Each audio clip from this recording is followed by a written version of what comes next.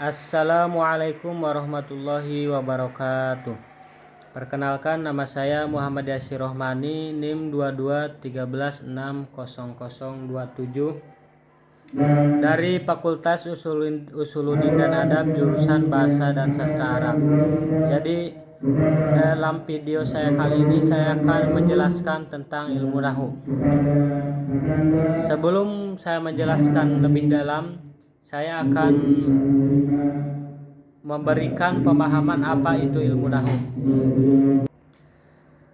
Ilmu nahu adalah ilmu yang mempelajari tentang perubahan-perubahan akhir kalimat. Nah, perubahan di sini akan dijelaskan dalam kitab, ada Jurumiyah, ada kitab Imriti dan kitab Nahu Tatbik. Jadi ilmu nahu ini disebutkan dalam kitab Imriti adalah wanahu aula awalan ayu ulama idil kalamu dunahu la yufhama. Jadi ilmu nahu, ketika seseorang mempelajari ilmu nahu akan mampu menjelaskan apa-apa yang terdapat pada Al-Quran. Jadi tujuan mempelajari ilmu nahu itu untuk menselamatkan umat manusia dari kesalahan-kesalahan melafalkan huruf pada ketika membaca Al-Quran, baik dalam membaca Al-Quran ataupun hadis. Ilmu nahu ini sejak dari Imam Ali karamallahu wajah sampai sekarang itu terbagi kepada beberapa generasi. Generasi pertama yaitu generasi Imam Abu Aswad Ad-Du'ali. Imam Abu Aswad Ad-Du'ali adalah salah satu pencetus pertama ulama ilmu nahu. Nah, Imam Abu Aswad Ad-Du'ali ini awal mulanya ini anaknya berpendapat bahwa ma ajmalus sama. Nah, ketika Imam Abu Aswad Ad-Du'ali mendengar ini, kok kalimat ini ada yang salah. Kemudian Abu Aswad Ad-Du'ali mengajukan kepada Imam Sayyidina Ali bahwa ketika orang Arab ini melafalkan bahasanya, ngomong secara bahasanya ini ada terjadi banyak kesalahan. Maka Imam Ali di situ memerintahkan kepada Abu Aswad Ad-Du'ali untuk segera menyusun kaidah nahu. Maka disitulah Imam Abu Aswad Ad-Du'ali itu pertama kali menyusun ilmu nahu. Ilmu nahu itu adalah ilmu yang harus dipelajari. Ketika seseorang ulama ahli tafsir para dahulu itu selain menguasai ilmu tafsir juga harus menguasai ilmu-ilmu pendukung seperti ilmu nahu, ilmu mantik, ilmu bayan dan yang lainnya.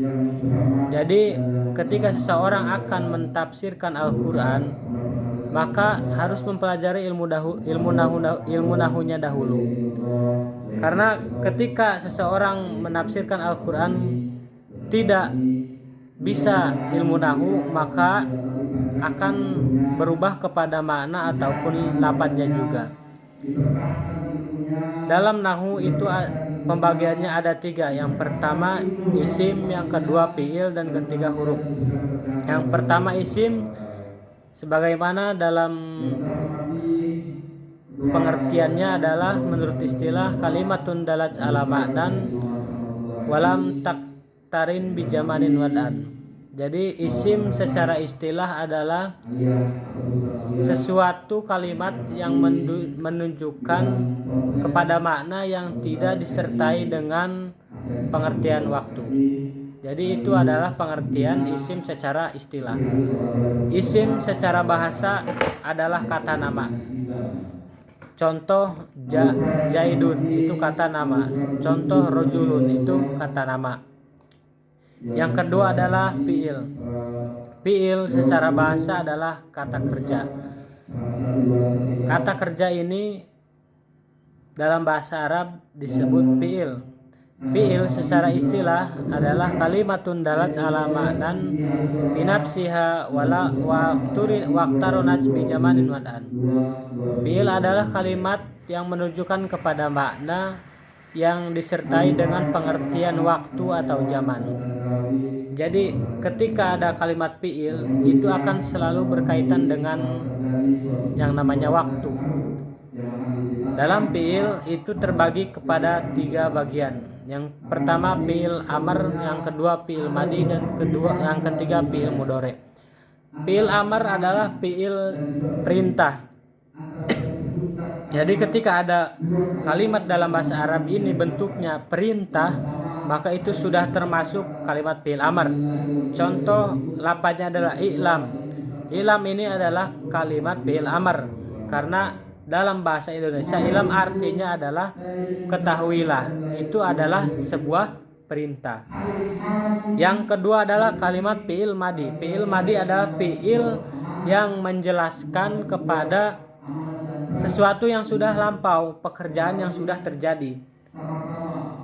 Contoh kalimatnya adalah jaa, telah datang. Nah, di sini kalimat fiil madi ini pekerjaan yang sudah dilakukan, yang sudah berlalu, itu yang dalam bahasa Indonesia adalah telah datang. Contohnya tadi. Yang ketiga fiil mudhari. Fiil mudhari adalah fiil yang sedang dilakukan atau yang akan terjadi. Contohnya yaitu yadribu. Yadribu Jaidun. Jaid akan memukul. Nah, memukul ini belum terjadi atau akan terjadi waktunya. Yang ketiga adalah kalimat huruf. Kalimat huruf adalah kalimatun dalat ala manan ma'a ghairiha. Kalimat yang akan menjadi makna jika digabung dengan kalimat yang selanjutnya. Contoh kalimat huruf ini bukan huruf hamzah, huruf hijaiyah ya, huruf alif, ba, ta, sa, jim dan seterusnya, bukan, tapi kalimat yang jika digabungkan dengan kata fiil atau kata isim itu akan menjadikan makna seperti ila jaidin. Nah, kalimat huruf ila ini kalimat penghubung kalimat yang satu dengan yang satu lainnya. Ketika lafaz jaidin ini sebelumnya lafaz ila, maka diperintahkan untuk berharokat jer. Dan kalimat huruf ini banyak sekali macamnya. Ada khusus yang masuk terhadap isim, mustarok bainal asma. Yang kedua adalah khusus yang masuk kepada fiil. Contohnya huruf lam, lama, lamul juhud. Yang ketiga adalah kalimat huruf yang masuk terhadap isim dan fiil. Contohnya adalah bal. Penjelasan tersebut adalah hasil dari penelitian Imam Abu Aswad Ad-Du'ali. Dan ulama ilmu nahu dari Banten ini yang terkenal adalah Syekh Nawawi Al-Jawi. Di antara karangan Syekh Nawawi Al-Jawi yaitu kitab Jurumiyah. Banyak sekali Imam Syekh Nawawi ini mengarang kitab-kitab nahu yang diaji di berbagai sekolah maupun universitas. Dan sebelum berangkat ke Mekah, Imam Nawawi ini Syekh Asnawi ini berpesan kepada ibunya bahwa tidak akan pulang sebelum menjadi ulama. Nah, disitulah ibunya mendoakan supaya Syekh Asnawi ini pulang membawa ilmu. Jadi ibunya tidak mengharapkan apa-apa ketika anaknya pulang. Dan alhamdulillah dengan sungguh-sungguh dan kejuhudannya Syekh Asnawi ini, beliau menjadi salah satu tokoh ulama nahu yang dikenal berbagai di dunia ini, seperti di Mekah, di Indonesia dan yang lain sebagainya. Nah, cukup sekian dari saya presentasi tentang ilmu nahwu ini. Kurang lebihnya mohon maaf. Jika ada kata-kata yang kurang berkenan mohon dimaafkan.